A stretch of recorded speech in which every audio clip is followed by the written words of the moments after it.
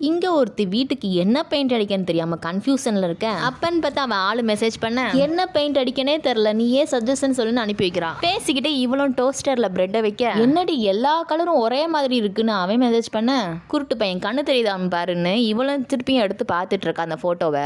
அப்ப போட்டோவை ஸ்வைப் பண்ணி பார்க்கும்போது அதுல டோஸ்டரோட டைம் காட்டுது 9. இவன் எட்டி பார்த்தா அந்த டோஸ்டர்ல 8:59 தான் இருக்கு. இவ பார்த்து ஒரு நிமிஷம் கழிச்சு தான் அது 9 மாறுது. சரி நான் அடுத்த போட்டோ ஸ்வைப் பண்ணி பார்க்குறேன். அதுல பார்த்தா பிரெட் டோஸ்ட் ஆகி வெளியில வந்த மாதிரி இருக்கு. ஆனா ஆக்சுவலா இன்னும் அந்த பிரெட் டோஸ்ட் ஆகல. இவன் அந்த டோஸ்டர் பக்கத்துல போய் பார்க்கறா.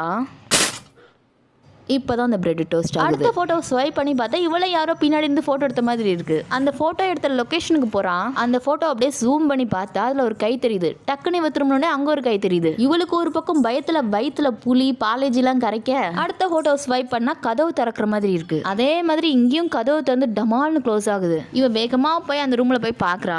அங்க ஒரு ஆள் மேல துணி போத்துன மாதிரி இருக்கு. இவ மெதுவா போய் அந்த துணியை விலைக்கு பாக்குறா. பார்த்தா அது பொம்மை. அப்புறமா அங்க இருக்கிற பால்கனில அப்படியே எட்டி பாக்குறா. எட்டி பார்த்தா கீழே யாருமே இல்ல. அங்க நின்னுகிட்டே போட்டோ ஸ்வைப் பண்ணி பாக்குறா. பார்த்தா கீழே விழுந்து செத்து கிடக்குற மாதிரி இருக்கு.